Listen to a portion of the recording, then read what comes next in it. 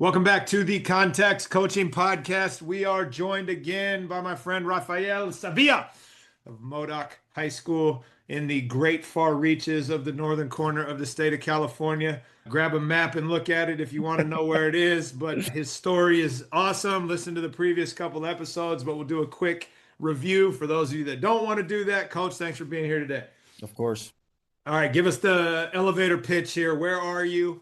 How did you get there? All of that, so that people that don't have the time to go back and listen to your two previous episodes know who we're dealing with. Athletic director of Modoc High School. Before I got here, I went to school here 20 some odd years ago. It took a long time to get to where I'm at, but I ended up being a teacher at Fall River High School, which is right up the road about an hour. In 2020, that's the natural rival of the school I am at now, the school I graduated from. Had to cut my teeth at Fall River for a little bit. And then 2 years ago, ended up coming here. It's been a long, crazy journey, but here we are doing the good work. Love that. And I think it's actually pretty comical that to you, right up the road is an hour. Because to me, right up the road is 10 minutes outside the gates here. They're our closest road trip, man. That's our closest road trip for us. Which is informative for the listeners and for yourself as you talk through some of the challenges you face at your site, which are maybe thematically similar to what we face, but definitely different in that your closest road trip is an hour. And I would say our farthest league game is an hour and a half. And that's just the wild difference of what your athletes and coaches are dealing with relative to mine. Yes, it's our furthest league game on a bus is about 4.5 hours away. We cover a lot of Siskiyou, Shasta, Tehama counties, wherever we go. We have the mountain schools, which is us, and then we have the valley schools, which is your Redding, Chico, all those I-5 schools out there. But hey, shout out to you who knows somebody in the north who needed a practice baseball field during baseball, the NorCal regionals in baseball in May. My friend Justin Climo here calls me up. I need a baseball field for my team. And all it took was a phone call. And it's a testament to this already about how our job is based on relationships.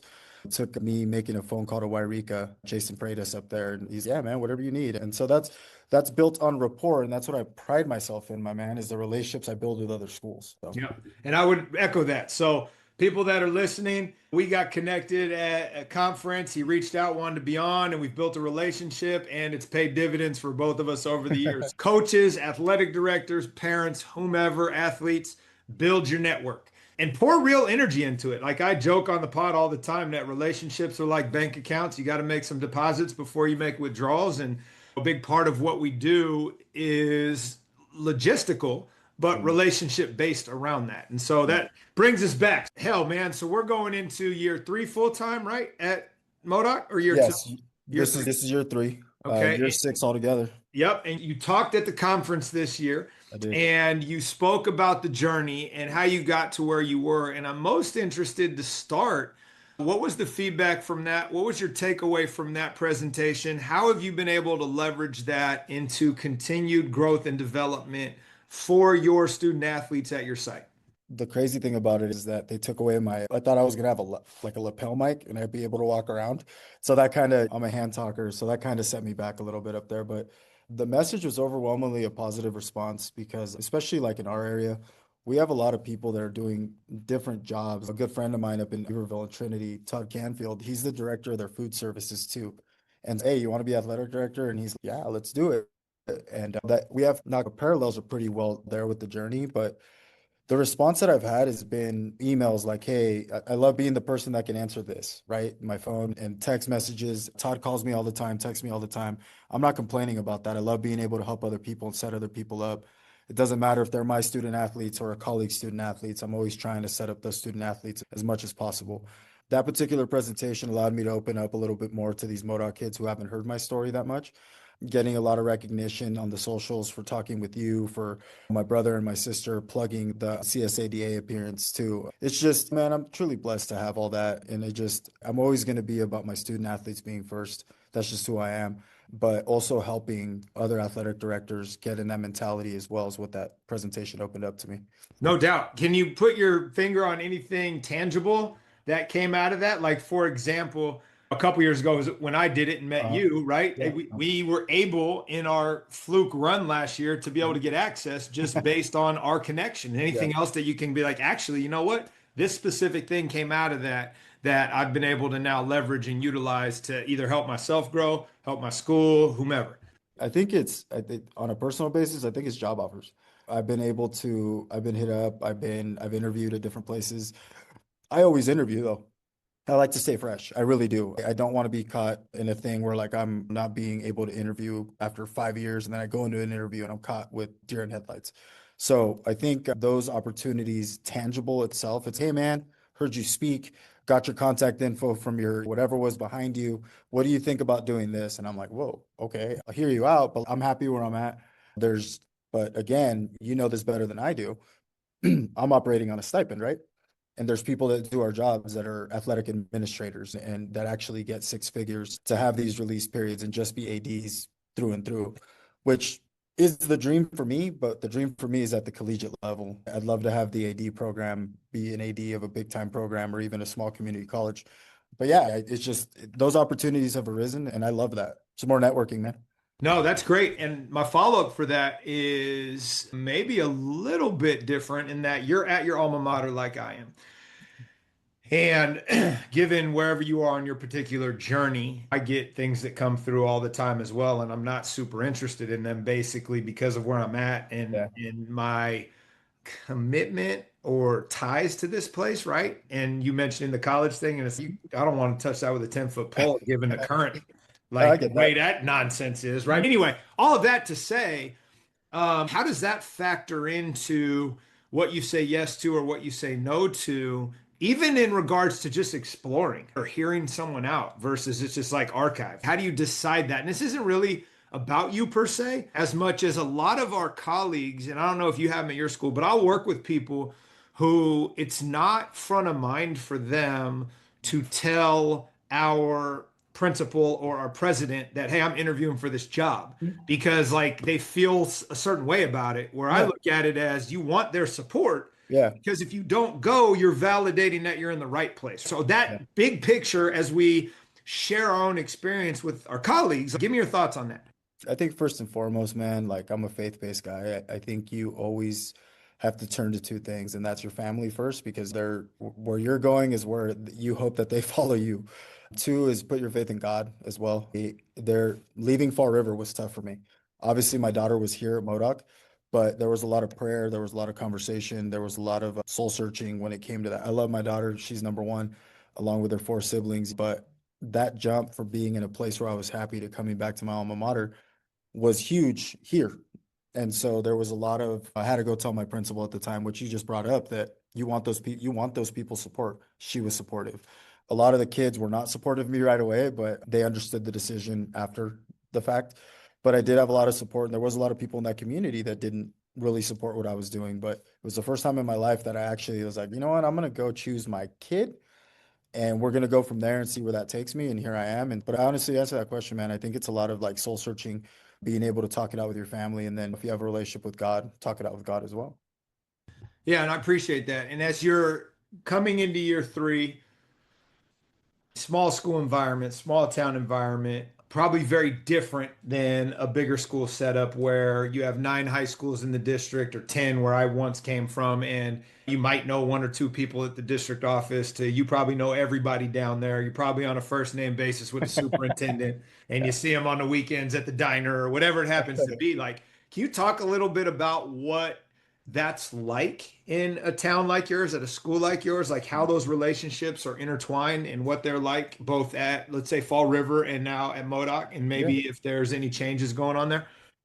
I think it's we have this thing, and it's actually on my keychain. Once a brave, always a brave, right? And once a bulldog, always a bulldog. And both communities similar. You run into people at the store, you run into people on weekends, whether it's Pop Warner, whether it's middle school basketball.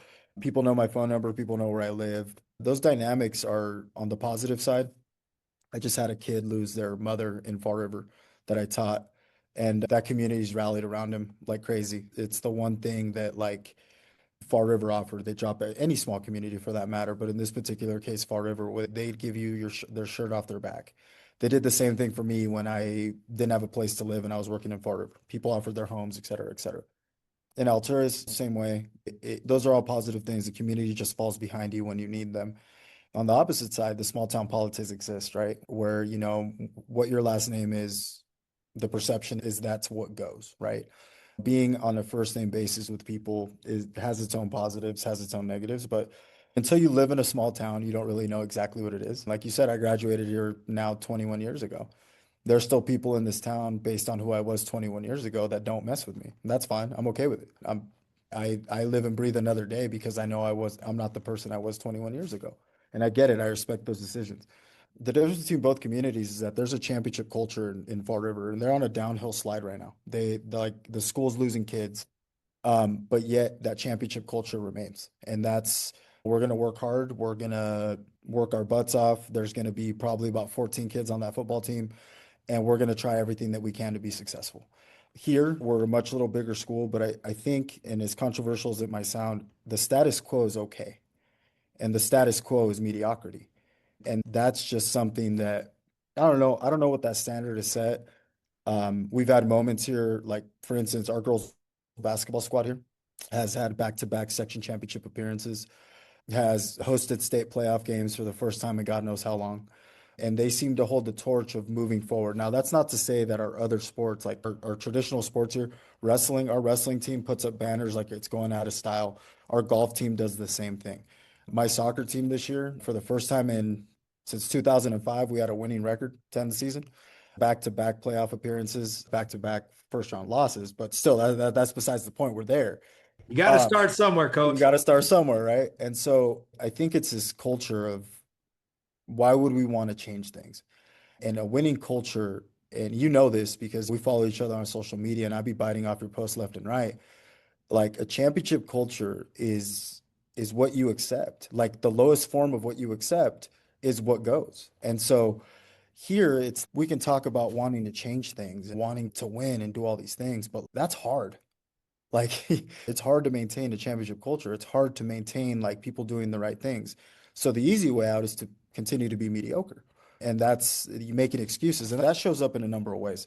A life skill that I like to teach is simple. Work your butt off and what you do, what you get is what you put in, right? But the caveat with that is simple. Sometimes you're going to work your butt off a lot and still not get what you wanted to get. And that's where the life skill happens. And so a lot of the people here love to complain about things. And it's like, that coach is being way too tough on my kid.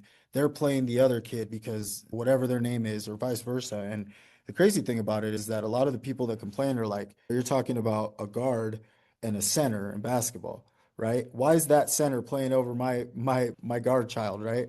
Well, that's two different positions. But people don't want to see that, right? People just want, and I'm not saying they're complaining to complain. I hear every single one of them. I will take every single complaint.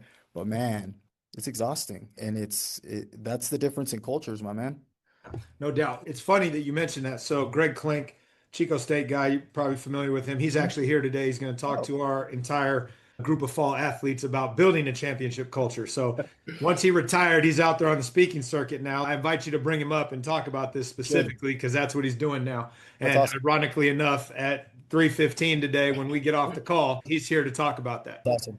And I'll also say, you mentioned it, but what you permit, you promote, and you're ultimately athletics is building reps at failure. Yeah. And the more people can embrace that, you're learning the life skills of resilience because you're not getting those reps anywhere else. If you're failing that much in any other job, you're unemployed or you're Right. out of business. So, what other places do you get the opportunity to grow from your failures other than athletics? And I think the more that we can push that, right, on our coaches, on our athletes, on our parents, the more growth they're going to be able to have. And it's funny because you mentioned you can put all this work in and you still might not get what you want. And just quick version, my son's a sophomore, plays three sports. He's football right now. He's going into basketball. He gets in the gym last night and it's, hey, go make 100 threes, make 25 free throws. And he sends me these numbers and it's like knocking the rust off. And I send him back the little, you can throw a bucket of water on a rock and it's not going to do anything, but you drip on it for 10 years, it's going to cut it in half. And he's like, all right, cool. And so it's like, how are we reminding people about the long game? And how do you do that? Especially, I think it would be much harder, and I'd love to get your take on it, in a small town where the sun may rise and set based on whatever happened at the game last night, rather than the other million things going on in the surrounding community. It's, I think the crazy part about it all is that, like, you just touched on it. The building, you have to build. Like it, the only way you're gonna get like results right away in a small town is if you have, I don't know, a couple six, seven dudes that are 250 and they show up out of nowhere because their parents, but there's no, I'm not gonna say there's no jobs here, There's no but military base next to you that's going to bring those kids in. no, man, there's no Amazon warehouse being built or a Tesla factory being built somewhere. But again, back to my girls' basketball team. That was a concerted effort of our coach right now, who started in the AAU circuit back in fourth and fifth grade. This was 7, 8 years ago, and built that. And now they're the high school girls. They have over 250 to 300 AAU games under their belt before they even hit being here. And it's a domino effect. Like the freshmen this year, there's some of them that have played at U and played it maybe 150 games, but it's a domino effect. So a lot of people don't want to see that. And our coach brought it up today, actually. Our girls, you'll go to a girls game here and it goes JV girls, JV boys, varsity girls, varsity boys. This is a knock on anybody, but when you go to the varsity girls game and then it's over, the crowd leaves with them because they're the one putting on the best product out there. But that nobody has seen the years of the hard work that our coaches have put in. Again, I default to my daughter's not playing. Oh, dude, again, a life skill that I'm trying to teach. Accept your role on your team. Like you're just as important whether you're playing or not.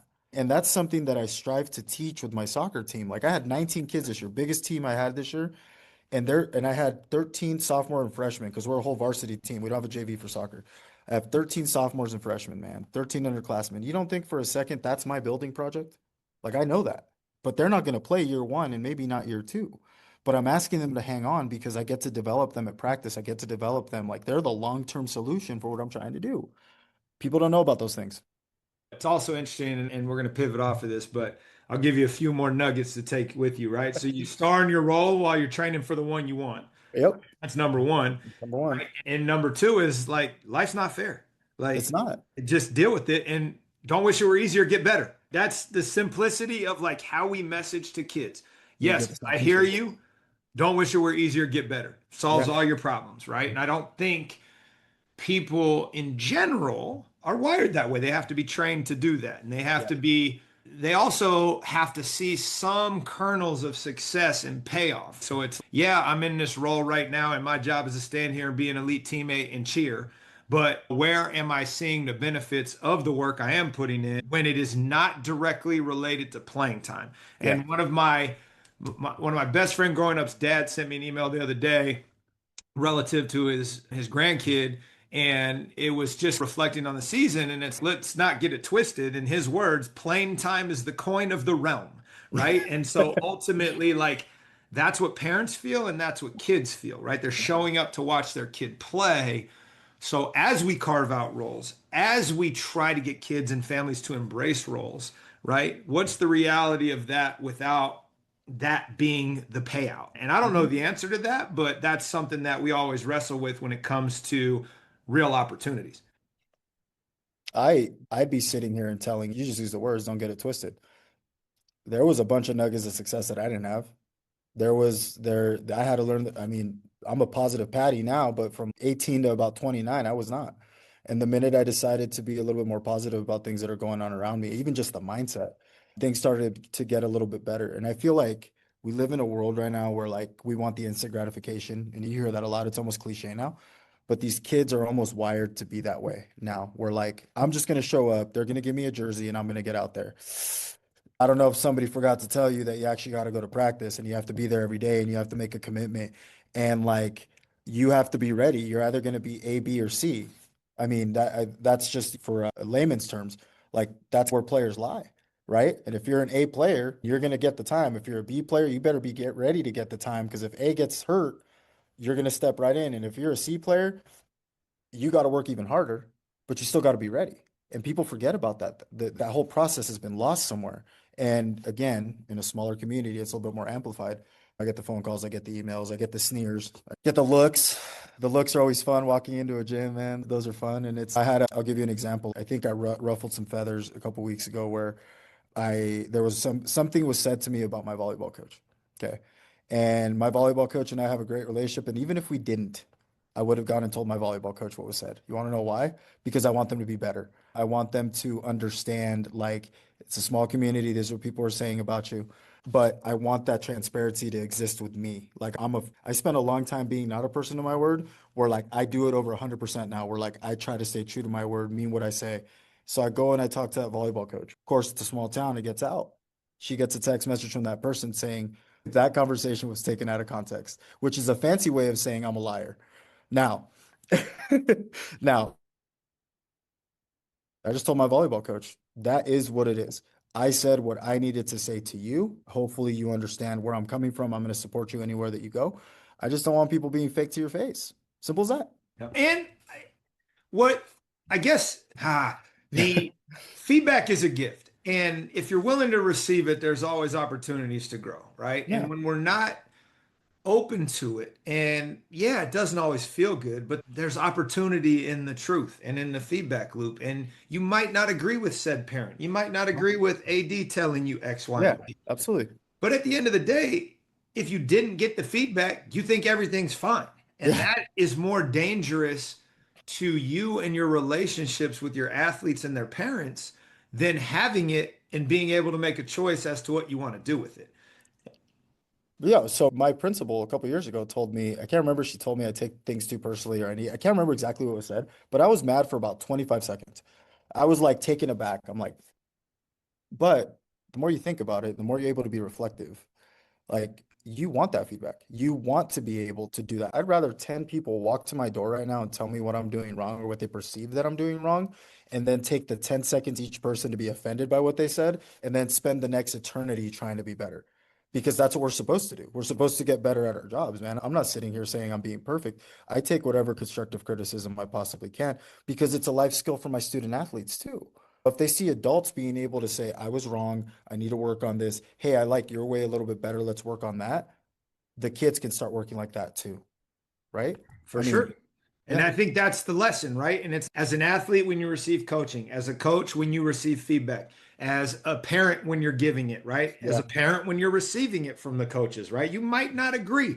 It's perspective, it right? is. And then perception. And I think ultimately where I'm trying to strive to get to is how to constantly be asking for that feedback and Hmm. creating relationships where it's natural to give rather than me having to go out and solicit it. It's just people knock on the door and they're like, hey, man, let me tell you something. It's great. Thank you. And I think Anthony Thomas, our friend, Yeah. who asks and he teaches, sit down your coaches and ask them what's my greatest weakness as a coach or as an Yep. athletic director and how often do we do that? And I think the more we can, it benefits everyone. And I think the tricky thing is when we maybe get caught up in thinking others are going to behave the same way. And it's, I'm taking all this feedback, why don't you? And it's, that's not our job, right? We're supposed to take care of ourselves.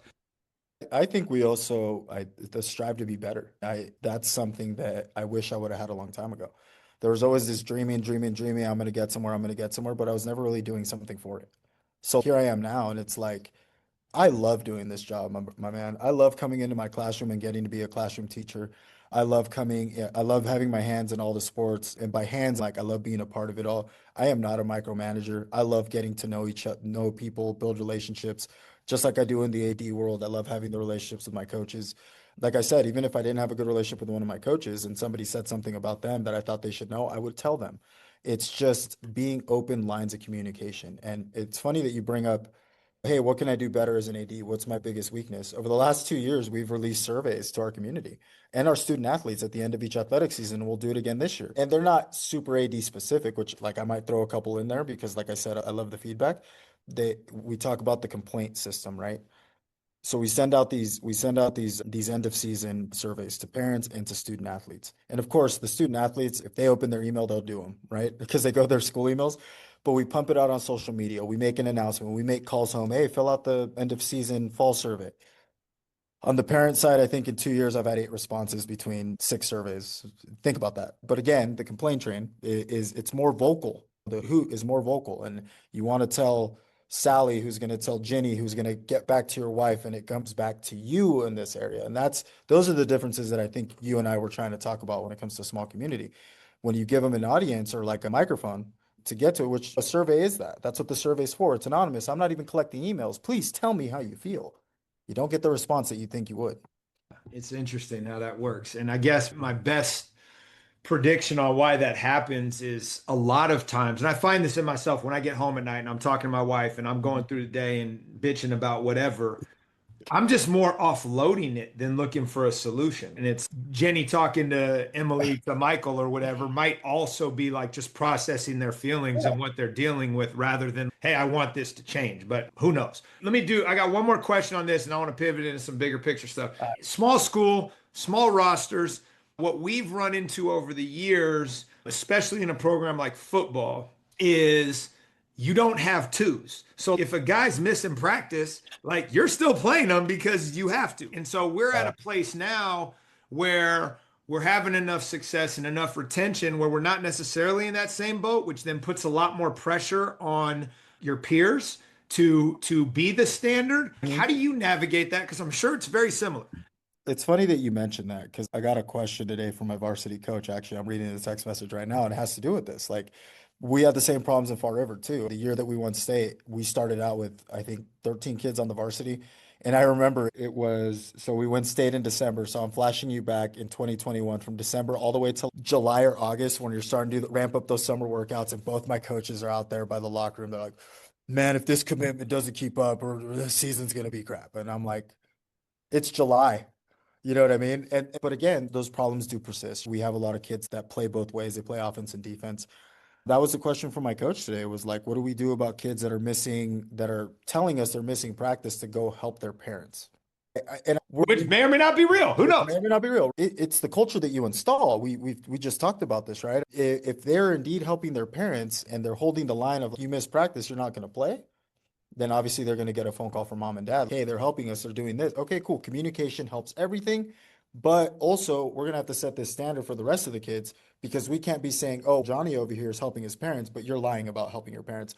So you got to hold that line. And that's the message that I had to my coach. He asked me about taking phones during a bus ride. I'm like, if you want them to be focused, sure, go ahead, throw them in a box. But here's the thing, they have to communicate with their parents. But I'm going to support you in whatever you want to do. If you want to focus, you want them to focus, then have them focus. It's not like you're throwing the phones out the window. They are a distraction. I get it. We've taken phones out of our classrooms. We put them in a box in our classrooms and stuff like that. So I absolutely understand that.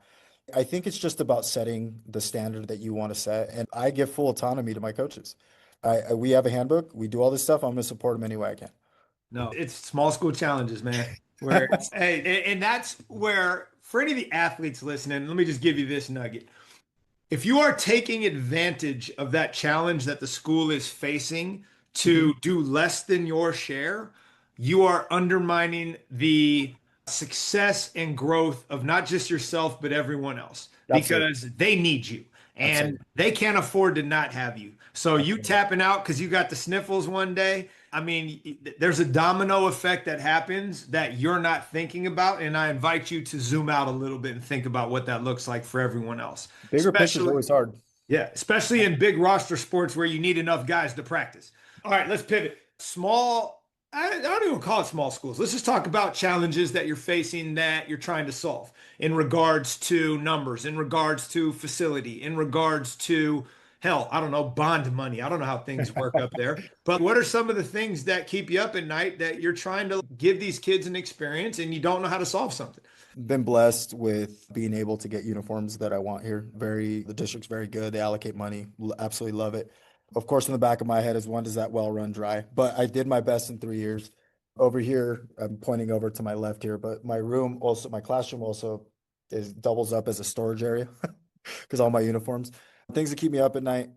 Girls basketball had unisex or boys uniforms for the longest time. I'm looking at pictures from like 10 years ago and like the shorts are down. They look at Allen Iverson shorts on the girls below the knees and which is cool and all, but they sell girl kit uniforms. And I'm very proud of the fact that I think, don't quote me on this, but I'm almost positive just by looking at old yearbooks, this is the first time Modoc girls basketball will ever have girl kit uniforms in their history. And I'm very extremely proud of that.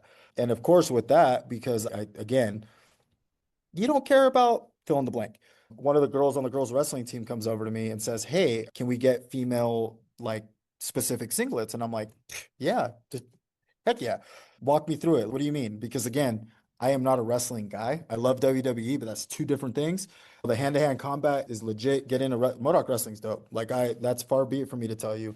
The kids are up here. We have a brand new coach is going to come in and do a lot of great things. But anyways, they asked me about the singlets, and I'm looking at my supplier. She picks it out, yada yada. And then I look at our uniform rotation. Turns out that not only the girls get new singlets, but so do the boys. So I get all giddy because I get to get more stuff, right? And so here we have these beautiful female specific singlets. The boys got theirs. It's just cool to have everybody on the good rotation and everybody's got, I correct me if I'm wrong, but, and you might not know this because you don't work here, but in 3 years, I've outfitted everybody with brand new stuff. And I'm proud of that. I'm very proud of that because it's a small school and those are small school challenges. One of the other things too, and this is a shout out and people are probably going to hate me for it and I'm okay with it. The last squad that I coached, Far River High School Soccer, they just won the Northern Section title. Big ups to them. But it was funny because they were up for new uniforms. And 3 years ago, when we got those uniforms, we had to go Nike, coach needed Nike. And it turns out that they got new uniforms again and they're still Nike. And that makes me happy too for some reason. Just little things like that. But that on the uniform front. On the facility front, we have this brand new strength and conditioning center that was here when I got here 3 years ago. 340,000 renovation, $1,000 renovation. Again, our district coming through. It's where our athletes go to build up. And it's beautiful. It's purple. It's got all the Modoc stuff. That's great. I know my gym floor is going to need a brand new floor here soon. Somebody reached out to me that I think did yours, or maybe you sent me something. I can send you someone. Yeah, that's coming up. Our baseball and softball facilities aren't on site and they're shared with the city. Again, small town. Our baseball coach is young, our softball coach is young. She's my wife, but again, they're just building their program and I'd love to see like this is fingers crossed, like somebody buy some land behind the school over here and get baseball fields on our campus and softball fields on our campus. Here's the funny part. My soccer field just got redone, not redone. They replanted the grass on the infield that used to be the softball field. That was years ago though, man. But that facility wise, and then of course the dream, and I'm going to shout out Todd Canfield and Jamie Green over at Trinity High School in Weaverville, California. They just got a beautiful brand new track and it's all synthetic, it's all weather. They have the same weather patterns we do. It's there's a picture that exists of me out on that track during a soccer game because I'm a track coach, man. That was my second calling after soccer. But an all-weather track would be nice because a lot of our kids here in the northern section in the mountain schools practice on dirt. And it would be nice to, there's a couple things going on that football field. The light poles are older than me and you combined, maybe. Your light poles are probably metal, right? At your football field? We don't have lights. You don't have lights. Okay. Then the last stadium that you went to probably has lights and they're metal poles and they're off the field, right? They're behind the stands. Here they're on the field and they're wood. Love And it. and then get this, the lights on a lot of them are like out and they don't make the bulb anymore. There's wires coming over our football field and where people stand too, right? But anyways, track is one of those sports that like just like wrestling will bring in the marginalized kid. And I hate to label kids that, but there's people that are Room for normally not everyone.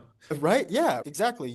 There's no cuts, there's no, and so we have a wrestling room. It's cool. We use the gym and all that stuff, but like track doesn't have a track.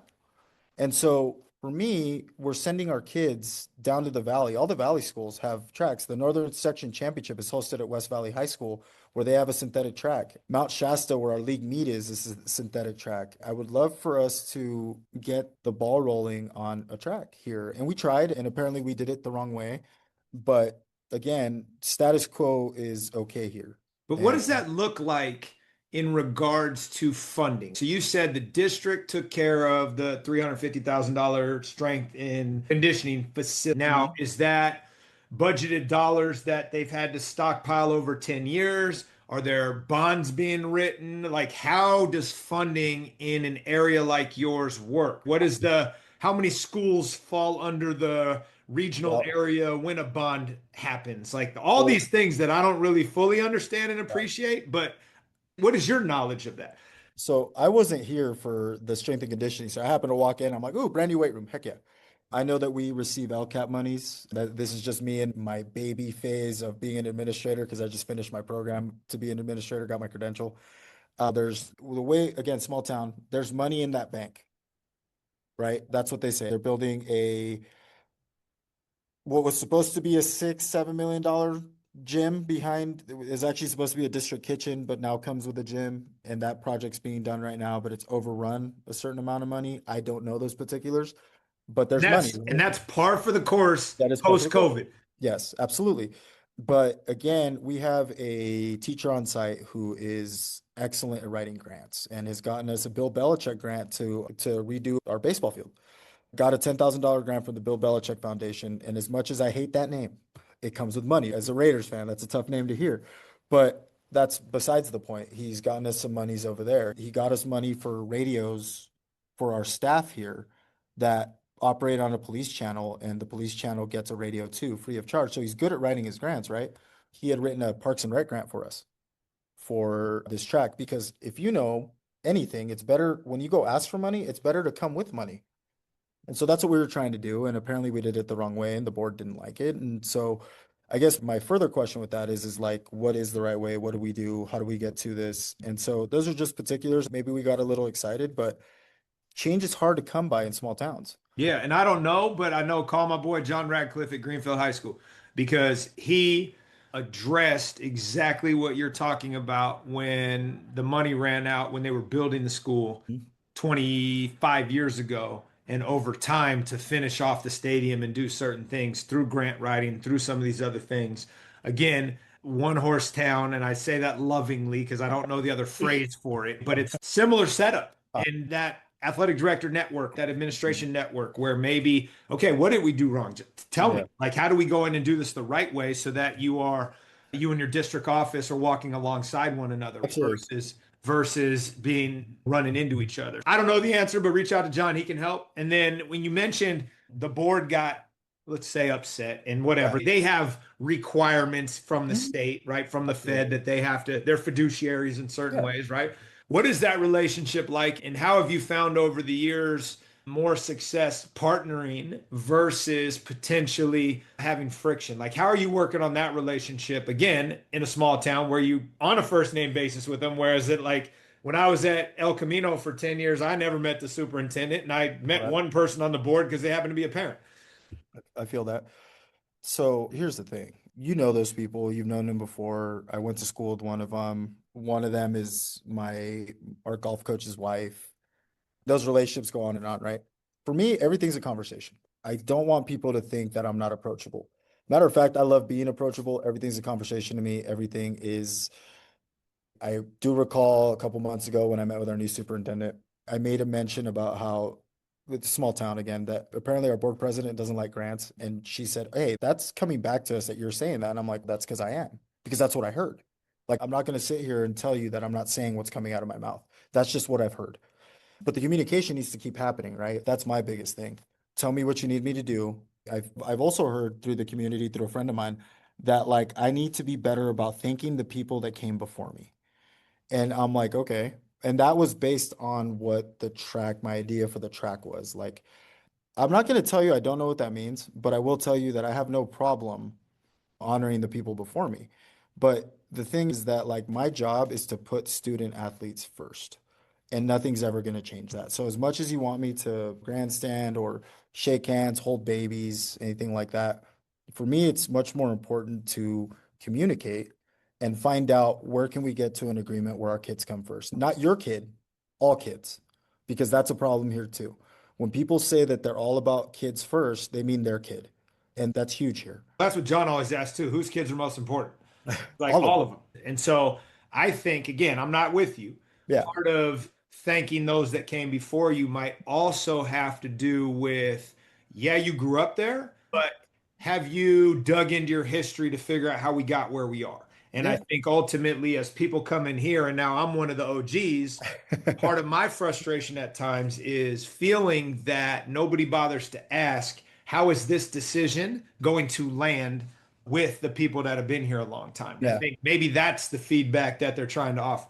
Yeah, absolutely. And I'll take it. But at the same time, it's don't hamstring us because you don't change. My track kids deserve to practice on facilities that they're going to go compete in. And they deserve to practice on more than just dirt that's not even tended to for the rest of the year. They start tracking at the end of February-ish, and maybe use the track for about 3 weeks in April or May because it's not taken care of. Now, again, here's another difference between here and Fall River. Fall River also has a dirt track, but Fall River's maintenance guys tend to that track like it's don't get on it, don't do anything, or kids are going to come out here and run. And that's, again, a couple of those differences. Now, with me, it's like I said, another learning curve for me. I would love to try to go the right way about doing things and getting people set up and putting student athletes first, like I always do. And that's everybody's student athlete, not just my own. And I have a kid here. And I'll have multiple kids coming through here eventually or wherever I go because I have 5 of them. I always want to make sure that the decisions that we're making are what's best for our student athletes. Now, I get what you're saying about how is this going to land with the people that came before us? Sure, I get that. But the people that came before us here in this small town are still tipping 25 cents at a restaurant. Does that make sense? Does that make sense to you? Oh, it makes a ton of I sense. hope that makes sense to you because Oh, that's what I mean. And mind you, love them to death. They're part of our fan base. I get it. But this isn't 1970s, 1980s, 1990s where you're smoking in the restaurant and you're giving little Johnny 25 cents because he served you well. We are trying to put our kids, like in my head, my kids at my 240 kids school deserve to be on the same playing field as the kids at the 1,000 kids school in the valley thousand because we percent. can because we can compete. And where's the $1 million to put an all-weather track coming from? We can work at it. That's what I mean. 100%. And I Yeah. think that is part of what comes next in these conversations with your superintendent and your Yeah. board president, which is, okay, I've got a bid on this. This is what it's going to cost. How can we go about trying to fund this over the next 3 years, whatever it might be? Yeah. Because again, I don't know where money comes from up Me there. I know neither. like I got to work with my development office and go see her and be like, yo, I want to build a baseball field. And Yeah. we're building math and science building right now. We're not touching anything until that's done. And we still owe 5 million on it. I think to your point, and what I was, I guess, trying to frame in those that went before us, it's asking those questions of the people that have been around. It's, yo, when did this building get built? How did Mhm. it get built? A lot of the history isn't written down, It right? isn't. Oral. Mhm. And if you're not collecting that, then we don't know what landmines we're going to step on and who Yeah. we're going to offend simply because we didn't ask the right question. And I Yeah. think that is where you partner with your superintendent, you partner with your board president, and you make your proposal. And it's, look, here's the number of kids that participate in track and football, which I'm assuming plays in that same Yep. facility. And you go all weather track, you go all turf stadium, and here's the lowest hanging fruit of cost. Can we do this? No. Okay. What part of this could we potentially do? Yes. And versus the idea of, all right, somebody buying the land and building baseball fields. Like that's probably a bigger pipe dream than Yeah, trying to that's a figure out how to huge do a part for me. track, right? Yep. But I think that's where some of that feedback comes from. Because again, now I'm the get off my lawn guy when it comes to people coming to school and trying to do things that don't fit with who we are. Yeah. And I'm not trying to keep us in the past, but it's like, yeah, you want to do X Uh, and you're going A through whatever to get there. We can start at T if you like yeah. talk to me here. Yeah. Yeah. Absolutely. Absolutely. I think, like I said, everything's a conversation. I Yeah. think that the problem with a small town, dude, is that, I mean, like I told you, they Mhm. park around the football field, right? Yeah, tell me that story. They, That's they, why. they park around the football field, which they've been doing for years. And the cat that's going to be And there. like lights pointing at the field to Well, light it up. you turn off your lights, right? Okay. And if somebody leaves them on, because a lot of these lights are auto, you hear Yeah. it, hey, in the east corner of the end zone, your Yeah. lights are on, turn them off. Yeah. Which, like, I get the So like atmosphere. a drive-in theater, like people are watching from the I mean, car. the track's around the football Yeah. field, so everyone parks around the track and stuff like that. And then the cheerleaders right in the middle, and it's a good vibe. It's traditional and all this stuff. But like, here's the thing. So I you walk around the track, and I'm just as guilty of it because people offer, we're a friendly people. This is where the West still lives. That's what the tagline says when you drive into town. You have your Super Bowl spreads, like you have tables out, you have grills out, you have all this stuff, which each eats into our concession stand. Mhm. Traditionally, there's people with booze in their cars too. So, and You can't do that. that's not a secret though, man. It's out there. If somebody gets offended by what I said, that's the truth. There's people out there boozing, and that's the truth. So that's tradition, right? But what are we teaching our kids? If let's say that is true, right? Which you can smell it sometimes and sometimes you can't. But let's say somebody leaves that stadium and gets in a wreck because they're drunk. Whose fault is it? It's ours because we let the booze come on in the field. Doesn't matter where they got it from. They came and indulged in our field. So That's stuff that nobody wants to talk about. It's like the dirty little secret that's been around here and it's laughed about, but it's serious. It's just as Especially serious. after all these classes we take and all the Yes, lawsuits we read about. yes. Yeah, pass. It's just as serious as a kid not wearing their seatbelt in a vehicle on the way to a trip. Right.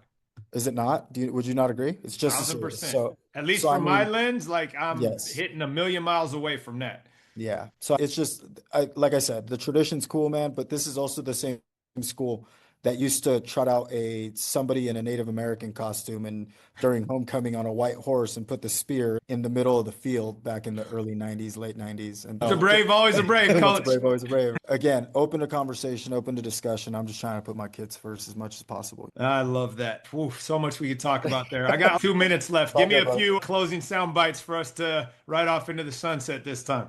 Hey man, I always thankful for being able to also pick your brain when we do these things and being able to take some time to talk about things that are hot and heavy in the athletic realm, especially at small schools.